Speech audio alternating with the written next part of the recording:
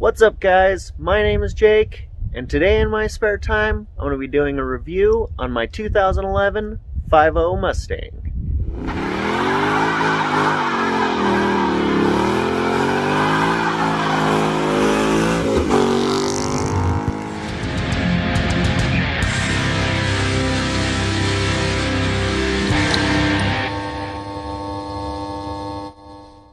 So I've owned this car for about a year now, and honestly, I love the power it makes. That 5.0 engine is very powerful right out of the box.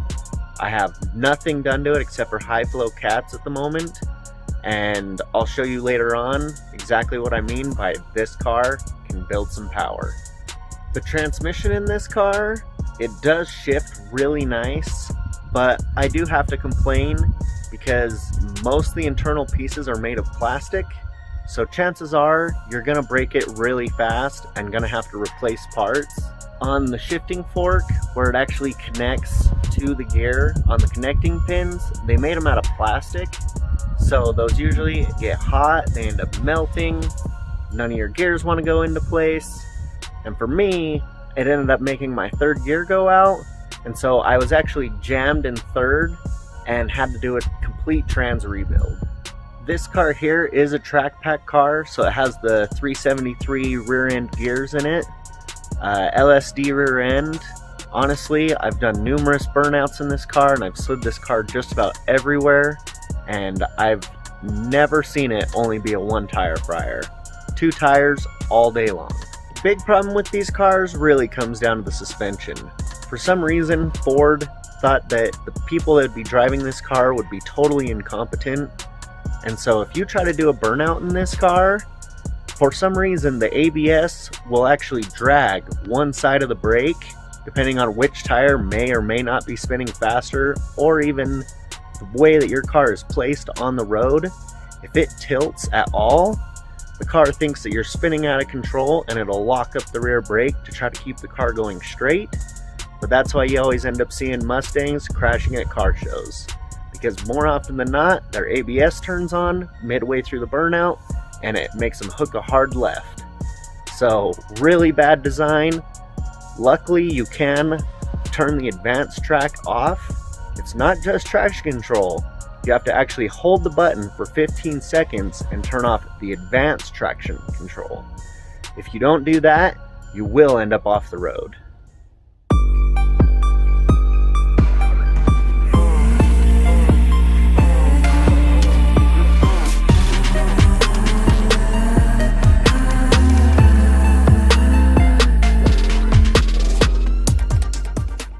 Something a non-Mustang owner might not know is that when you actually shut the door on your Mustang, if you have the window rolled up too far, you can actually break the window when you shut the door.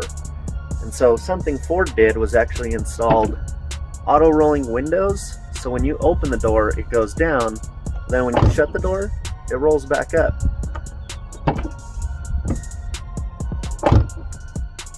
This car does have the deluxe interior, so you get cool things like the lit up kick panels, the chrome on your door, and the aluminum dash. So on to some things that I like about the interior.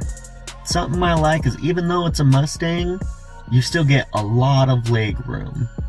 And the way they were able to keep this dash so that it still looked old school but gave it that new retro vibe still, they did a really good job at that. I have to usually make a pretty big commute to be able to get to work, and this car has never once made me feel like groggy or my back hurt. The seats have perfect bolstering, so it just kind of hugs you, but it's not like ridiculous to where you can't get out of the seat.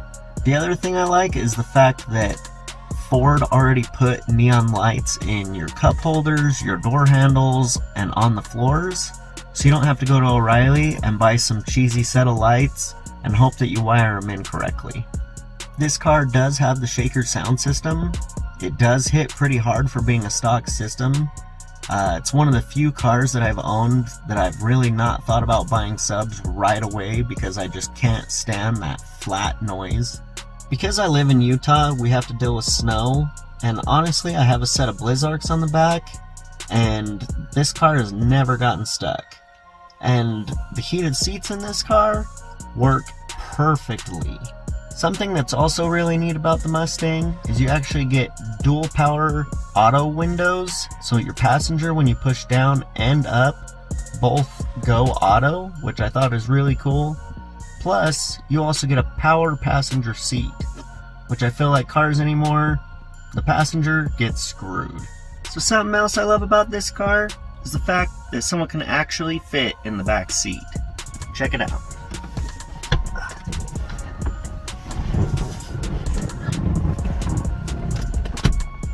See that? No problem. So now, let me tell you about some things I don't like. First thing I don't like, buttons on the steering wheel here, they chip super easy. The other thing is they're kind of mushy, so when you try to select things, more often than not, it doesn't actually select anything. Another thing I hate is trying to connect to the Bluetooth. It takes forever to connect to the Bluetooth. Then by the time you finally get connected, you go down the street and it disconnects. Typical Bluetooth on a Ford. Drive you nuts. The other thing that everyone always complains about as well is the shifter location. The fact that the cup holders and the shifter are right here, you usually end up hitting every single gear that you shift through. But one thing that they don't mention is the fact that if you have your arm resting right here as you're driving, and your passenger puts their arm right here, if they push against this armrest, the armrest moves. So then, it pinches your arm in between the plastic and the stupid console. Alright, so now, let's check out the trunk. The thing I like about the trunk in this car is that even though it's a muscle car, you still get a decent sized trunk. I have 2 Craftsman toolbox kits in there, and look at how much room I still have. So a couple things that I hate about the trunk is the fact that the floor is made of cardboard and the seals don't work. So you end up getting water in your trunk, and then your cardboard always smells like mold. And then it sags as well. Who thought of that? Another thing I hate about it is if you shut this, there's no keyhole. So if your battery dies and you need to get jumper cables, there's no way to get to them because the seats don't fold down and the trunk only opens by an electric button on the dash. So now that I gave you my review of this car, let me go ahead and show you what it can do.